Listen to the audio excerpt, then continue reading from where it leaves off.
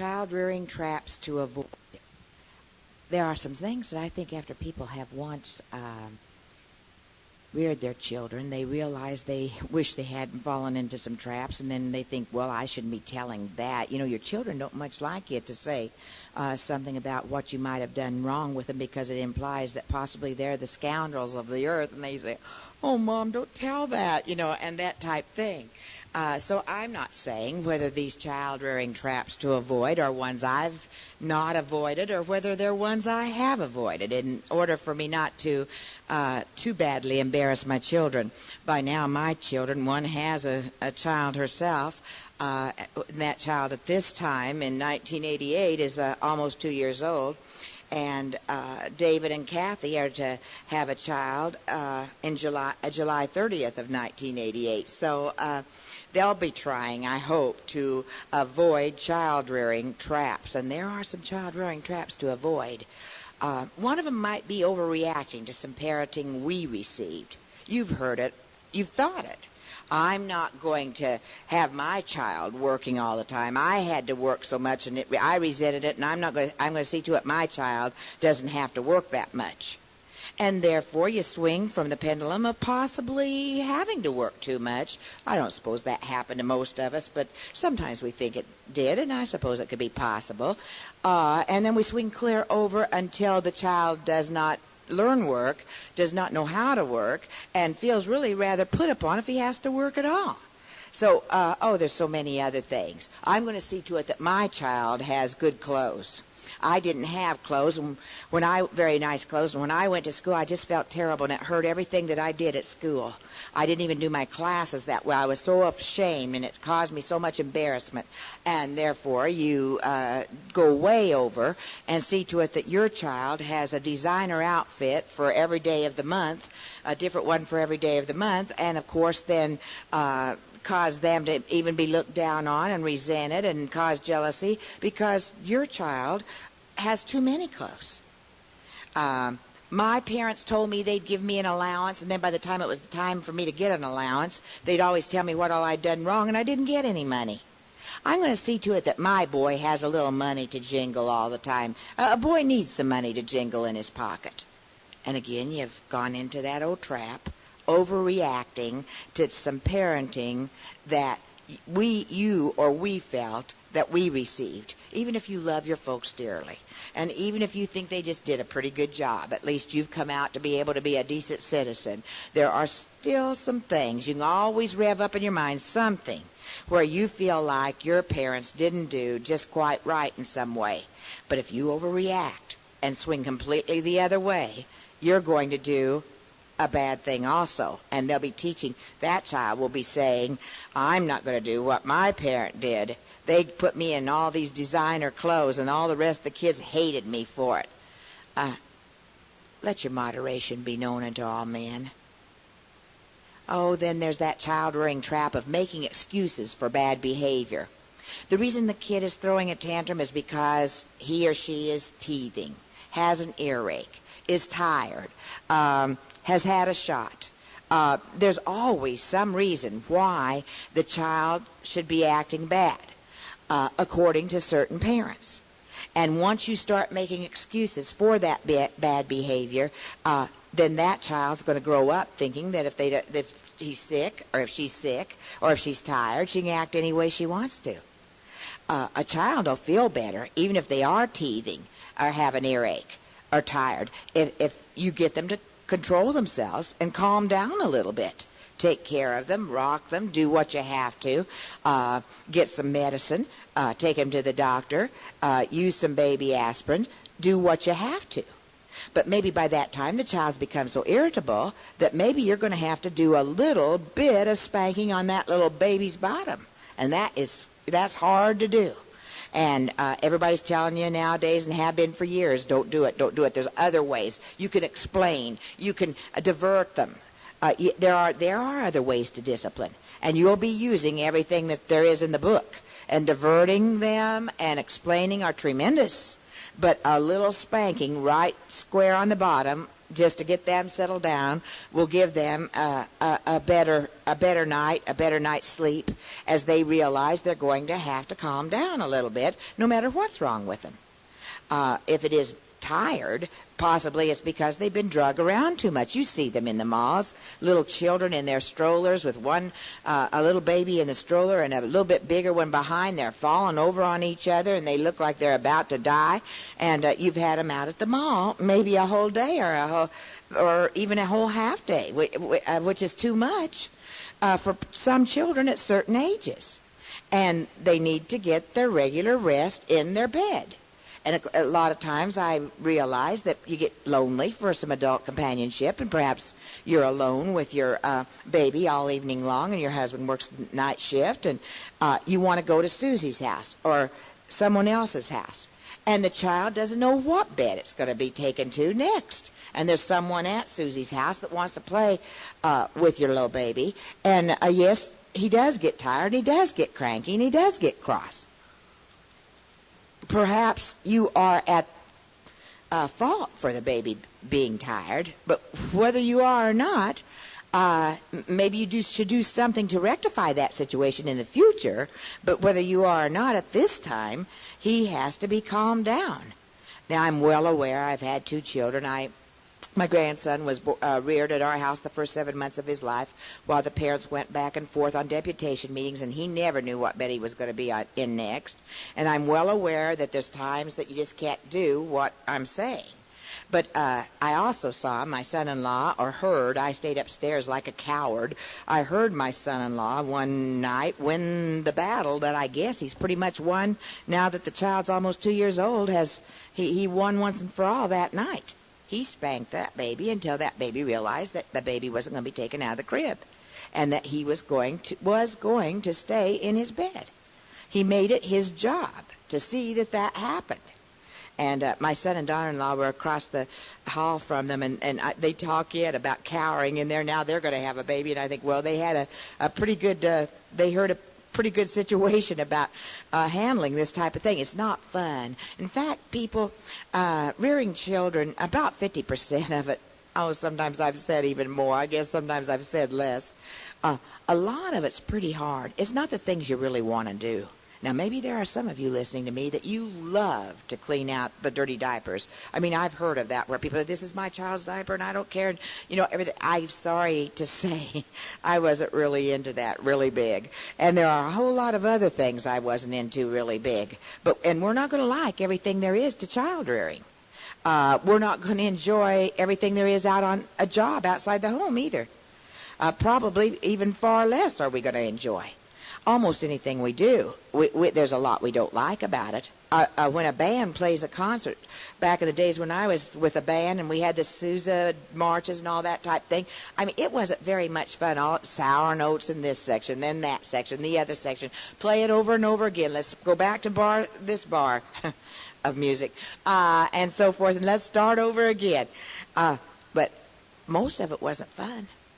But the night we had the concert and our parents and everyone was there, and we sounded so good, it was a lot of fun. Most of your fun in rearing your children is going to come years from now. Oh, there's some right now when they coo at you and they do new things and they laugh and smile at you and you play with them, and oh, sure, there's a lot of good times. But I want more to. I don't want to make it sound terrible or spread gloom or doom, but unless we decide when we make a commitment to have a child that we're going to spend a lot of hours doing things we don't want to do, then we're going to have quite a difficult situation. Another child rearing trap to avoid. They're telling you now to be sure that you don't spank until the baby understands. Folks, unless you're abusing a child, actually, such as my son-in-law didn't hurt any bones of that baby, and that baby was right back to his daddy, and he didn't do a thing that was going to hurt except spank that baby's bottom where there was room to be spanked. If you're abusing the child, breaking bones and slapping across ears and eyes and that type of thing, And I know some of you are saying, but how do you know when it'll stop, just the spanking, and you will go into abuse? Well, I'll talk a little bit about that later. But please don't let the fact that some people abuse children cause you to give up what the Bible says in Proverbs 13:24. He that spareth his rod hateth his son, but he that loveth him chasteneth him betimes. And Proverbs 19:18. Chasten thy son while there is still hope, and let not thy soul spare for his crying. Oh, how often I've wanted to quit it when I was in the middle of spanking. Oh, they were crying so pitifully. And some children can cry very, very, just their heart is broken. Now, some, they don't need much of a spanking. Their heart really is broken, and they really do repent, and they don't do that thing again. And others just know how to tear your heart out with their crying, so you'll stop. And you have to get to know your child, and which is the situation, of course. Some you don't have to spank very often. But the one who cries and cries and cries and still goes right ahead and does the same thing, then you haven't done the job. I don't mean that sometime later they might not do the same thing, but I mean the minute you stop spanking, they go right back doing the same thing. They didn't get the message. You didn't spank hard enough or long enough to get through, no matter how much he cried. Don't let thy soul spare, let not thy soul spare for his crying.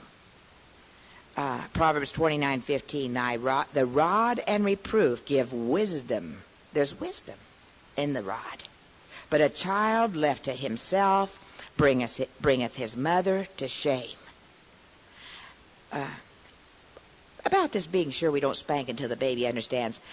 Some people say that's a year. Some people say 9 months. Some people say more than a year. So people don't worry that much about it. If you're just tapping them and stinging them a little bit on their bottom, it's not going to hurt them that much anyway. And you don't know when they understand. I don't know the first night that they're home or anything like that. You'd start spanking them, or the first few weeks or months. But when that child looks at you and goes right ahead and does something, and they're able to do that pretty early in life, they know a lot more than we think they know at even 8, 10, 12 weeks. They're pretty sharp little children. And if you spank them one time, lightly, on their bottom, and you don't know for sure whether they understand or not, well, I'd rather give a few spankings before they understand than let them go through a few months understanding, but I didn't give the spankings. If you're going to err, why don't you err on the side that would be the best and the most biblical? Don't worry about what people say, folks. The people who say all these things, their children are no better. They don't produce. This kind of philosophy doesn't produce any children who are any more happy than the ones who are spanked. Don't listen. Don't even listen to anything on the radio or television or any secular help on child rearing. Any books, don't get them. Don't look at it even. Anything I've tried to look at and I've checked out in a newspaper or so forth, usually it says they need a professional. And there's hardly anything, any question to ask, but what they say they need a professional. Well, you are the professional. You're the mother.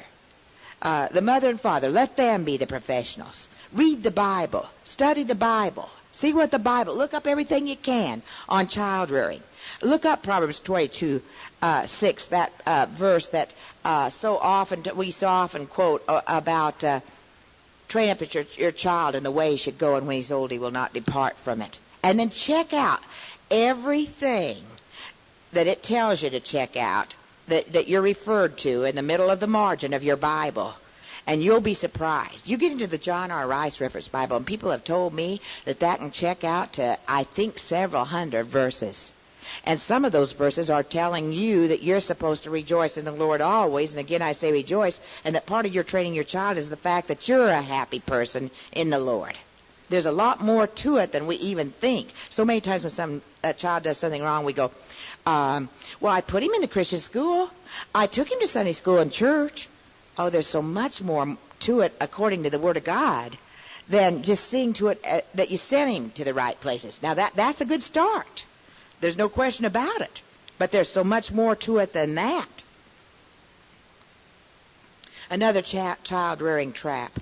Believing love and praise will spoil the child. How often are you're talking to your little baby and going, honey, you're so pretty, and I love him so much.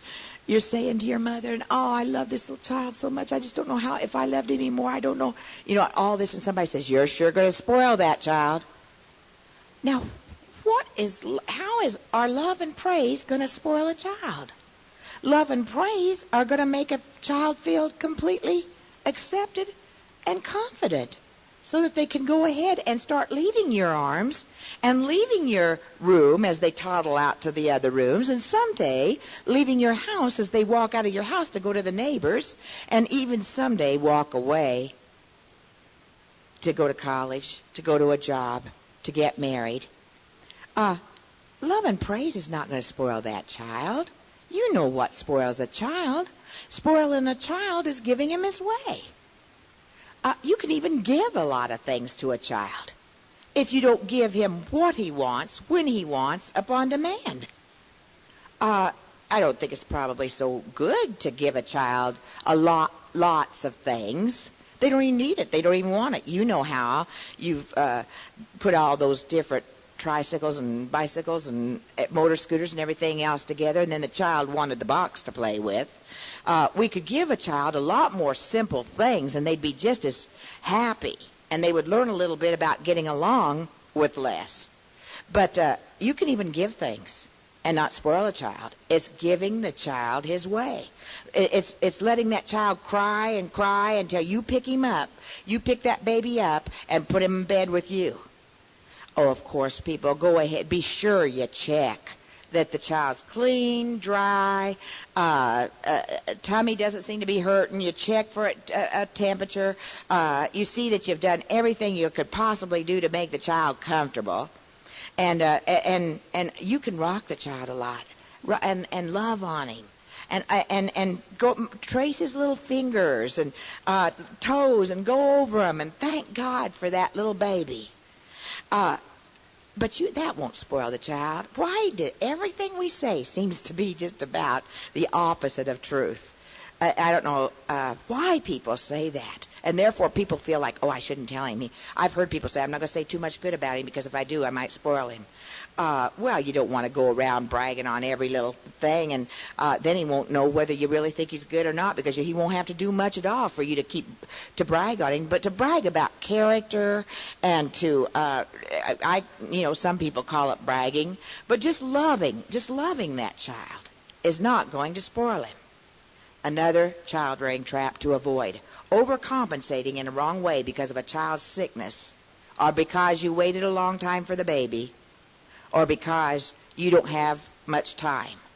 I'm not going to be home long. I've got my job outside the home, and besides my job outside the home, I have 2 or 3 parties to go to this week, and I've got to go to a wedding, and I've got to take care of this, and I've got to take care of that, and therefore you overcompensate in a wrong way. I'm going to bring toys, I'm going to bring clothes, I'm going to bring food. I'm going to, while I'm with him, I'm really going to have a big time. Let him have his own way and everything, and then I won't feel so guilty when I leave him. Nothing will make up for you. I'm not saying you can't have a job outside the home. I'm not saying anything like that. I am saying if you have a job outside the home, you probably cannot go to 3 parties and a wedding or help with a wedding. You probably aren't going to do much of anything extra other than your child or children home, your church responsibilities, soul winning, going to church, maybe a Sunday school class in church. And so church, home, and work is probably going to have to be about all it is. And when they ask you to do those extra things, you're going to have to say, maybe someday I'll be able to. I really love doing all that. Right now, with my working outside the home, I believe I'd better pass that up. You say, I just don't know what to say to people. You say to people that you're running scared about your kids. And then you don't have to run so scared that you come in and throw them wrong food, give them their way, give them clothes they don't need, toys they don't need.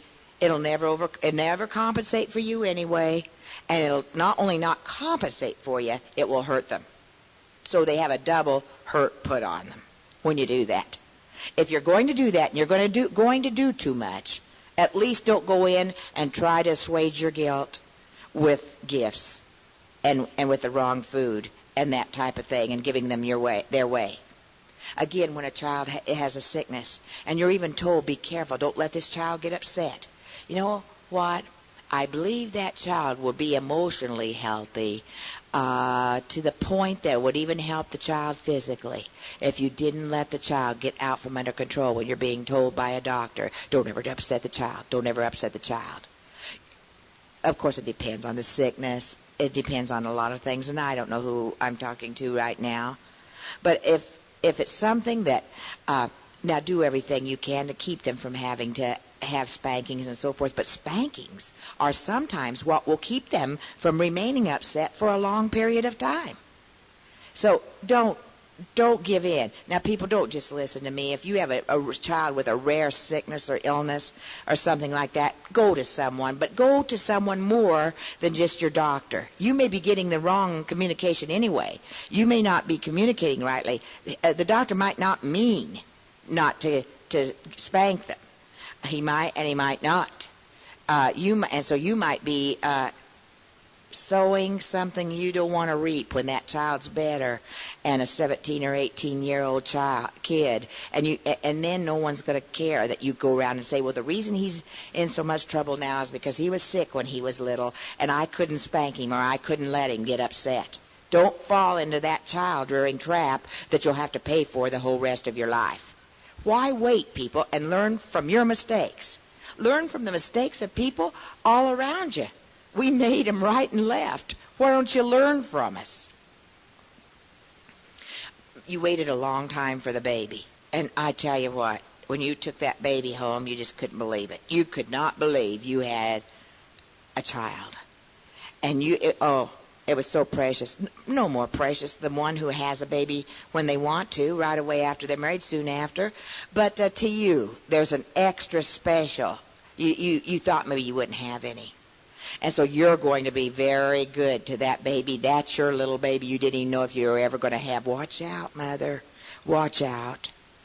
That little precious baby can turn into a witch at 15, 16 years old if you don't decide, I love her enough to discipline and correct her. I do love her. I overly love her. I maybe love her more than I even should. Okay, then love her through correction. If you love her that much, she deserves correction. I call it number 6. I've had about 5 already, child-rearing traps. I don't think I've been giving you the numbers, but I happen to be on, in my notes, number 6. Child-rearing traps to avoid. Spanking children before friends and relatives. Spanking children before anyone. People don't spank your children before people because, for one thing, they'll turn you in. They'll turn you into authorities for abusing the child, even if you did a proper spanking. If they don't do that, they'll have an opinion, and you don't need another opinion. If you need an opinion, it needs to be someone you've gone to, an older person, someone you're superior, that you've sat down and talked with. And people do research. Use your resource people about your child. I have a friend who has a little girl, going on 2, I guess, and she's quite a go-getter. And I gave her the names of 2 ladies who reared children, little girls, who were just like that and did a pretty good job of rearing them. And that friend of mine is talking with those ladies once or twice a month. And when new things happen, she's got reinforcements from someone who's been through it. We need resource people. We need godly resource people. We need people who have really cared for the type of child that we have. But we don't need every opinion of every friend and relative we have. Don't open yourself up to get their opinions. What do you think type thing? Or do some guy, Johnny just won't do such and such. And they all start giving their opinions.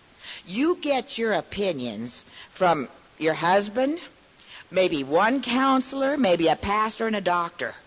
But not your friends and relatives. If they are around you and they tend to give their opinions, go, yes, oh yes, that's interesting. But don't get involved and program. See, you program yourself to get their opinions. And after you get their opinions, you think they're saying that against you and your child, and you go home hurt. And then you tell your husband, and your husband says, well, why'd they say that to you? And he doesn't know that you programmed them to start talking this way. Don't fall into that trap, people. Don't consider time for spanking an interruption. I'm sure that a lot of times we don't spank, or we don't spank well, or talk to the child well, because we're in the midst of sewing a dress. And if we don't get it done now, we'll have to get that sewing machine out, and start all over again the next day. Or we're baking a cake, and if we don't get it out of the oven now, it's going to be terrible. People, just go ahead and let the cake burn. A burned cake is not too much of a tragedy. But a ruined child can hurt you the rest of your life. You'll never remember you burned the cake, probably 2 days from now. But you sure will remember you spoiled the child, not just 2 days from now, 2 years, 20 years, 40 years, as long as you live. And your grandchildren will know that you spoiled the child. Sometimes cakes and dresses and telephone calls with our friends get more attention than our children. That time that you take spanking that child can be quality time, too, if you're wanting quality time. People act as if quality time is just going to parties and having a good time with your child or something like that. Quality time can be working together. It can be talking over serious problems together. It can be having fun together. But it also can be while you're disciplining that child, if you take the time to sit down, take a deep breath, turn the oven off, turn the stove off. If you have to, tell your husband when he gets home you'll run for something special that he likes. Make him up some egg omelet. There's something you know he likes. But take that time to sit down with your child and talk with him. Why am I having to take my time from supper or whatever it is? And if they know, or I don't know, or whatever, and you start from there and just pray, God, help me to take every bit of time this child needs so that someday the law, the child's teachers, the child's mate and children will not be suffering. Let me just count this as no interruption whatsoever, but more as a privilege I have of training and leading my child. You can be thinking that way. I know you're not going to get down on your knees and fold your hands at a time when you're disciplining your child, probably. Now, maybe you do. Maybe that's how you start it. And you get your child with you, little baby even with you, and, fold its little hands. Oh, they take in so much. You don't know when they start taking in things. So the best thing to do is just start from the beginning, and then whenever they do take it in, they take it in. And whether they do or not, you've got the habit going. And so you thank God for this time that you have been given that something that only you can do. Probably most babysitters are not going to take, even the best ones, 30 minutes to discipline your little baby or your little child. Don't consider this spanking time an interruption. Consider it some quality time. And then you won't be frustrated by the length of time it takes. And you do your talking. You do your spanking. You do some talking again. Maybe their spirit has been closed to you because they're angry for a while, but help them get over their anger, or the thing hasn't been completed. The job hasn't been completed. Help them get over their anger. And people do study tapes and books. Christian Womanhood has umpteen tapes on child rearing. And that we would study those and work with those. And Dr. Jack Hiles has books on child rearing that are just excellent. Get good Christian books and tapes that'll help reinforce what you're thinking. And every time the world tells you something different, you can go back to those Christian tapes. And then have that loving time at the end, and that praying time, and Mama loves you, and be sure that the child can say however they can tell you, I love you, or whatever, and don't count it an interruption, and then go back to whatever you were doing. And if there's not time to complete it, maybe you don't have to put the whole sewing machine and everything away for the next day. Why don't you take a shortcut on that? Take shortcuts on supper. Take shortcuts on a cake. Take shortcuts on a dress. But don't take shortcuts on a spanking. Child rearing traps to avoid. Using too many babysitters and not giving them instructions and authority to use those instructions is a trap to avoid. I know it's not all that easy sometimes. You're not around people that you can really feel are the folks that you should leave your child with. People, watch out. What's happening to little children while they're being babysat today shouldn't happen to animals. Be careful, and don't think just because the person that you're leaving them with is a relative, they're your kinfolk. Don't think just because they're seemingly as a responsible adult or teenager there that you're okay. We do more investigating for someone we have working for us in a job or cleaning our house than we do in investigating about a babysitter. Of course, I know you can't go into it and send the FBI on them or something like that, but there's a lot of ways that you could just casually, nicely ask questions that will help you know, at least as much as is possible with a human being, if there's someone that you should leave your child with. Right from the very start, if you could figure out 2 or 3 people and keep it to those 2 or 3 people, so that those and ask them for a report after you've left the baby with them, not just how'd everything go? Fine, okay, well, good, thanks, goodbye, here's your money, but really find out what happened. And if there's any question in your mind that a baby's acting or a child's acting strange in any way, ask questions. Find out. I don't mean go around being suspicious and living in fear every second of your life, but we do have to be very cautious. I hate to bring this up. It's just sick, but we know.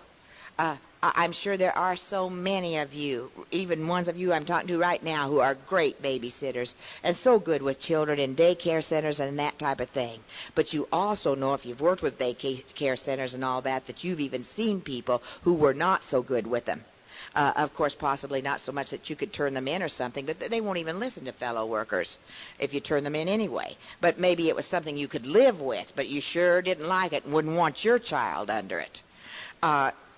You're so fortunate if you have a mother, a sister, an aunt, someone around you, an aunt, if you are from certain sections of the country, someone around you that you really feel you know.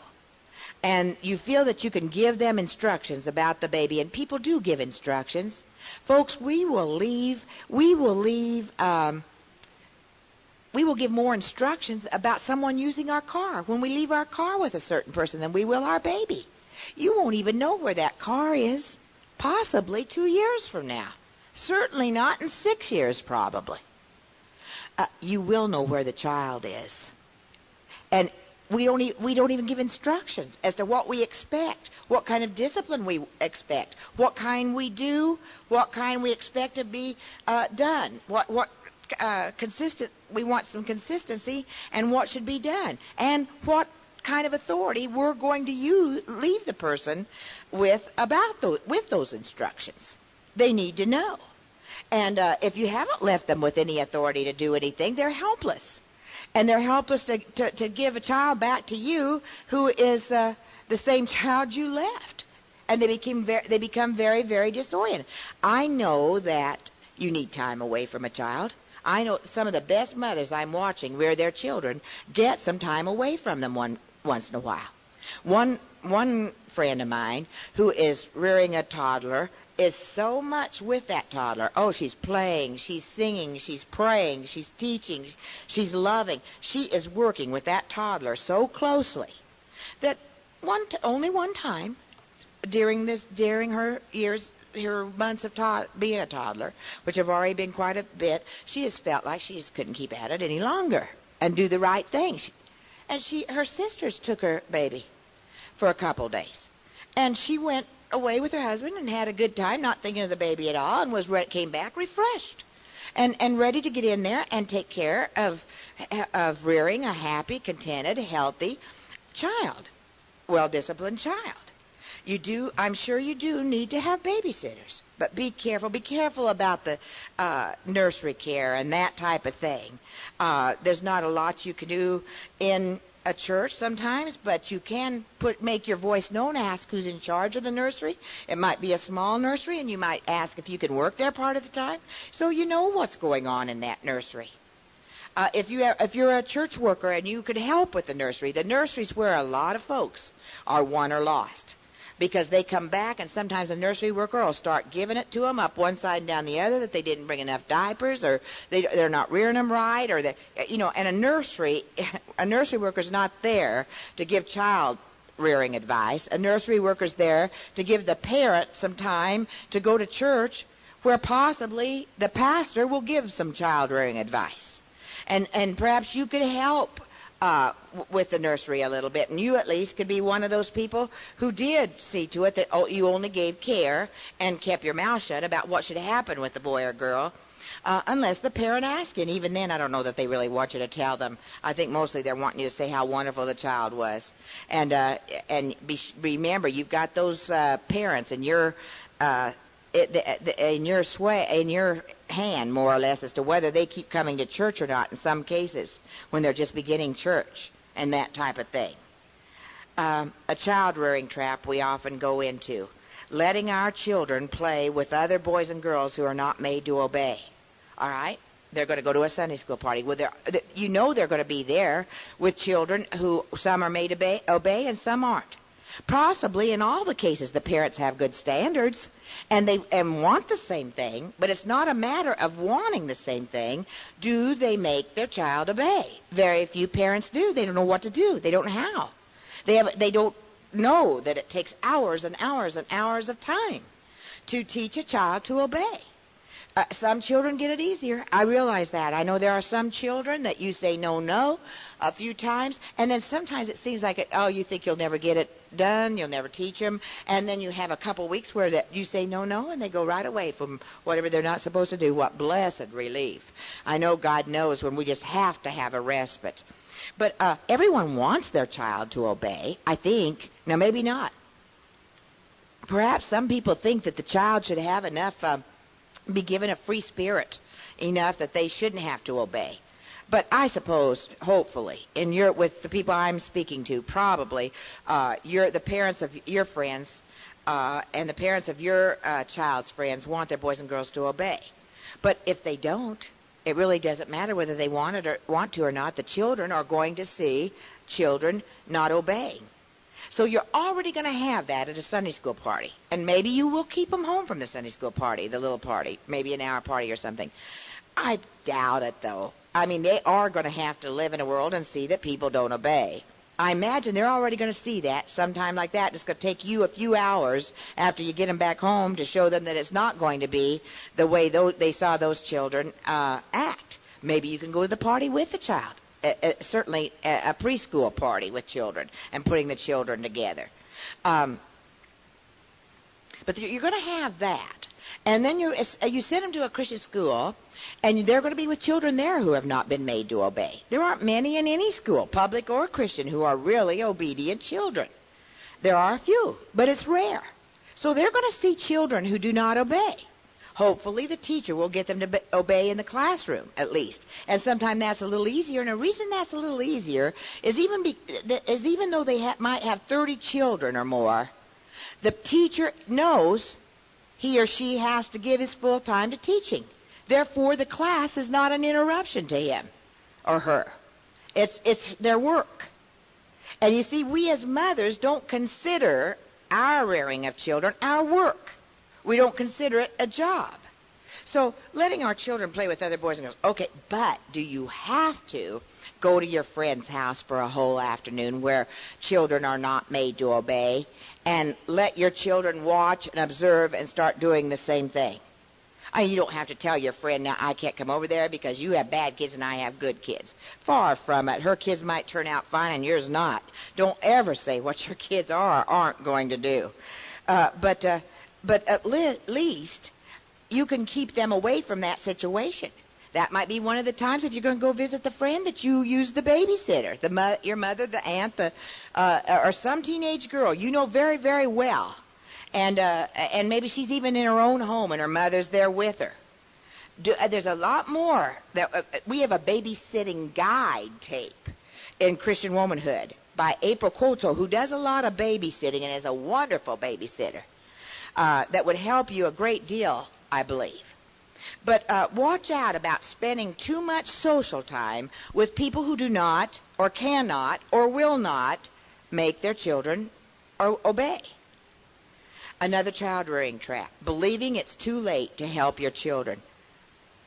Lady, if you're in your 40s, 50s, 60s, 70s, 80s, and you have a child breaking your heart, a grown child, maybe with his or her own children, don't let anybody tell you it's too late. If you didn't do it when they were little kids, they'll never get right. You've paid. You will pay. But that does not mean that you can't do something now. A lot of people say, well, what can I do now? Too late now. You can make it your hobby to court that child to the Lord. Not by sending tracts. Every time you get a new tract, send in a new tract. Maybe some of you have done that and it's worked and okay, but I'm not advocating that. Of course, you give them the plan of salvation, and are sure someone or you or someone else has talked to them or both about how to be saved if they're not saved, or if they are backslidden and you believe they've been saved once, you've talked to them about that and given them scripture and anything you could do that way. And then they get to that point where they say, no more, Mom, I don't want any more, I'm not opening the letters or whatever. And you say, what more can I do? The what more you can do is watching the newspaper for little articles you think he might not have seen or she might not have seen about her friends, people that she knew in high school, maybe even people you didn't want her to be with, but they were her friends. And it's what it says is, Mom cares enough about me that Mom thought of me when she read that article and she knew I'd be interested. Go find funny cards that would remind the child of his or her childhood days, and maybe write little names under it and put little reminders of things that happen. Until you die, you do everything you can. I don't mean try to buy them with money, but time and attention and love. You may hate everything they do, but every time you start crying into your pillow, cry a little bit, and then get up and find something you can write them that you know they will accept and you know they will appreciate. Then finally, maybe after years, they'll come to see you, and possibly when the hurts come in their lives, they'll ask you where you go for help. It's never too late to help your children. It may be too late to do some things for them, but it's never too late to help your children. Some of you go home from women's meetings just absolutely devastated.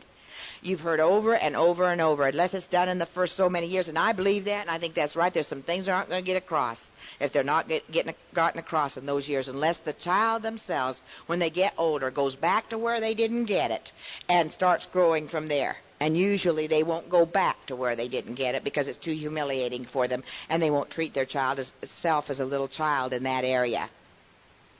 But it's never too late to give them your love, your time, and your attention, and no telling what. God may take that little bit, what seems like a little bit, and bless it as he took the bread and blessed, and the bread and the fish and blessed.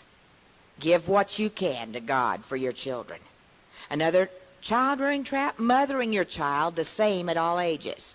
You bring home that little baby boy, and, oh, cuckoo, oh, wow, oh, honey. You know, and some of us are still doing it when they're 16 and 17 years old. Oh, here's my little baby. No wonder they push you away.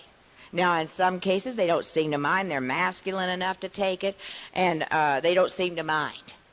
But we must be adjusters, and we must mother a baby, a child different from a baby, a junior higher different from a child, a high schooler different from a junior higher, a college child different from a high school child, and a child of ours who is married must certainly be dealt with differently.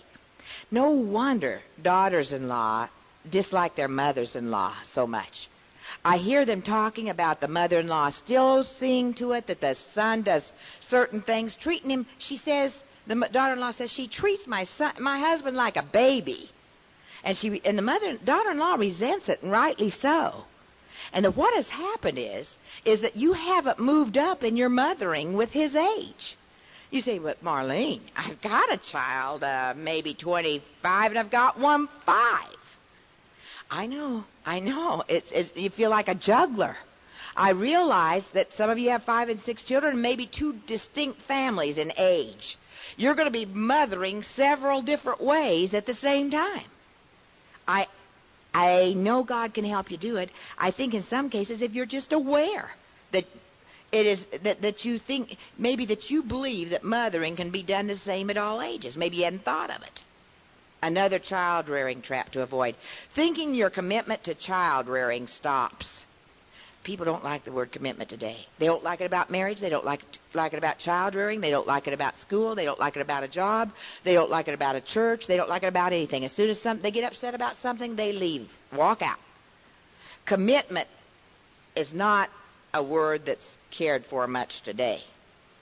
And somehow, I believe when we have a little baby, we think, well, from now till maybe 17, 18, oh no. And I don't mean we treat them like a baby, just as I just now said, when they're 25 and 30 and so forth. But your commitment to child rearing does not stop.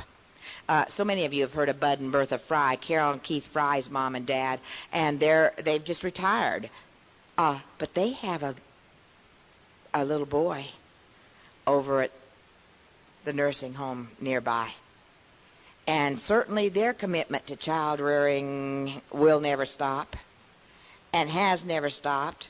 And whether or not you have a child in a nursing home, that child needs to know. I need to know that my dad still, this morning I called him just before 8 o'clock, and he's always saying, Marlene, don't call in prime time, don't call. And so I said, Dad, it's 2 minutes late. And he said, well, it's 8 here, and it'll be, I said, is it going to flip over and it's going to go on the other rate after 8? And he said, yeah. I said, okay, Dad, I don't have time to talk to you. And then I laughed and talked to him a few minutes more, and I said, do you love me, Dad? I said, I love you. And he said, I said, I love you, and Mom. He said, oh, well, we don't believe you. And kidding like he does. I know the teasing in his voice, And then I said, do you love me? And he said, nah. I said, Dad, something's wrong with you. Something's wrong with you. And I said, now really say it so I'll know. And he went, no. And I said, oh, good, Dad. I'm satisfied now and go to class. Because I know when he goes like that, I know that means he loves me very much. I know that's crazy to some of you. I realize that is really crazy to some of you. But at least I'll tell you what, I didn't grow up thinking I wasn't loved just because my dad couldn't say it. I found out how to tell how much I was loved, and my sisters did too. I still need to know my dad's out there loving me, even though I don't call on him for much. I just need him. And when something good happens or something bad happens, I want him to know it. And he's out in Nebraska, and I'm in Indiana, and we see each other a few days a year. But Dad's commitment to child rearing has not stopped. I mean, I sure wouldn't want him to forget my kids' birthdays, or they don't forget that my daughter's on the mission field, or they don't forget my son's in Germany, and don't forget to send a little something for Christmas over there. It's not the amount, it's not the thing. It's the fact that they are still committed to child rearing and to being what you should be at that age, to that age of a child. Don't ever think your commitment to child rearing is over. It takes you have to go at it from a different angle. But it is not over. Some of you aren't natural mothers, and you make the mistake of saying, well, I don't know, I'm just not a good mother. There aren't very many natural mothers. I asked in a good old church in Iowa if they'd close their eyes, not bow their heads, but just so I could get an idea, and I asked how many of them felt that they don't know where it came from. Maybe God just gave it to them as a gift. Maybe they picked it up from their mother and didn't even know, but they really feel that they were somewhat of a natural mother, that mothering sort of came natural to them. It was not very many. Not very many. Then I said, how many of you feel that you had some natural mothering, that you had a mother who it was just a gift with her? And there were a few more hands that went up. People, of course, there are a lot of us that don't have to, that do you know, nothing ever came to me as a gift, I don't think. That sounds terrible. I'm sorry, Lord. I mean, the gift is that you've got a brain and you got hands and you got, to learn and go do and find out how to do things. But, some people just seem so gifted. They seem to have been born that way. Not that they got from parents or the parents taught them. There's some things that they were gifted with. I can't think of anything I was gifted with unless it was yakking. And even that I don't know if that was too much a gift, because my yakking in the first place, I did a lot of griping, complaining, whining, and carrying on, that kind of yakking. I like to talk if it's something that'll help somebody. I don't care how much I talk. But I just don't know if I got anything naturally. And, Titus 2:3-5, where it says the older teach the younger to love the children, I would figure that God knew that a lot of us had to be taught how to love children well.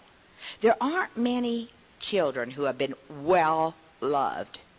I think there are a lot of children who are loved, but there aren't many who have been well loved because we just didn't know how to do it. And the older didn't teach the younger. That's why I want so much the older people to not go off the scene so fast and say, well, I've done what I'm supposed to do. I used to stay in the nursery, and now my days are over. I don't have any children anymore. We need you. We need you.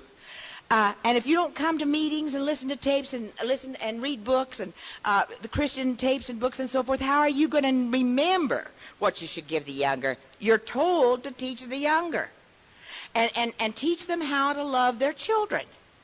And there's a way to love them that won't spoil them, but will give them, as some people call, because of a certain book they've been reading, the blessing of knowing they were wanted and loved, and that they were accepted just as they came to you. Don't despair if if you don't think you're a natural mother and it doesn't come naturally to you. Start learning. And don't listen to a tape like this just once and put it away. Bring it out 5 or 6 months from now. Lay it out where you say, well, I think I'll listen to that just a few minutes again. We be listening. Something else that we're doing, we do in-service training, and we do something every day maybe or every week to learn something more about our job. Men who are on jobs with computers and that type of thing go to Japan and Germany and different places to learn more things about that computer. So, of course, we need to be constantly studying and studying way ahead. When the baby's a child, start studying teenage years. Get everything you can out of the Bible. And you can be a good mother, whether you're natural at it or not. Don't worry about that. Don't sit around saying, I wish I were, I wish I were. Go saying, thank God I did, thank God I did. Learn to be, before it's too late, a mother. Be happy for whatever the child's doing that's good and legitimate, not against the Bible, not against the law, isn't hurting anyone else. All of that so much right there. I think our children are put under pressure way beyond what the Bible puts them under. And the Bible, of course, in the Bible, it's going to take you out from pressure. It's going to take those children out from pressure if they learn to do and live the Bible way.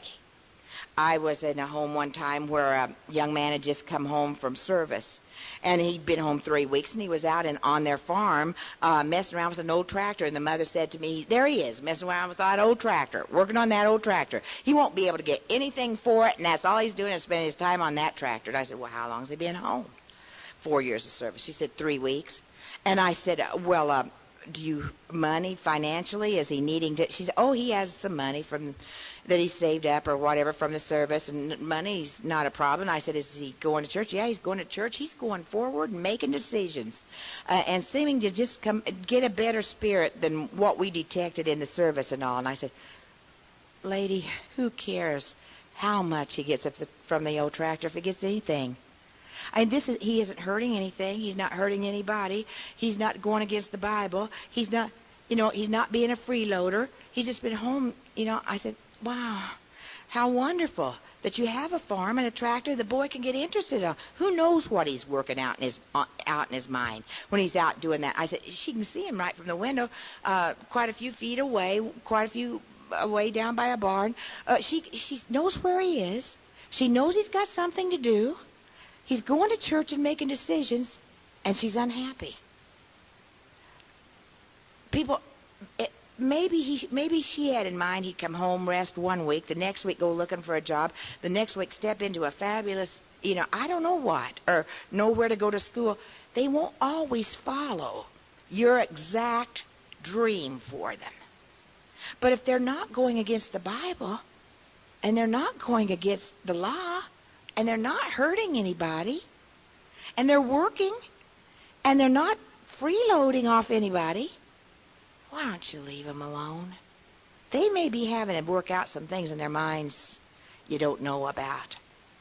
Oh, people, it's a hard job, and I don't want to make anybody feel bad. It's the hardest job it's the hardest job you'll ever have, and it's the best thing you'll ever do, is to rear a child who has a happy life living for God and knows how to handle problems when they come to him, because he knows the Bible. He knows how you reared him. It's a wonderful, wonderful thing that you're doing. But watch out.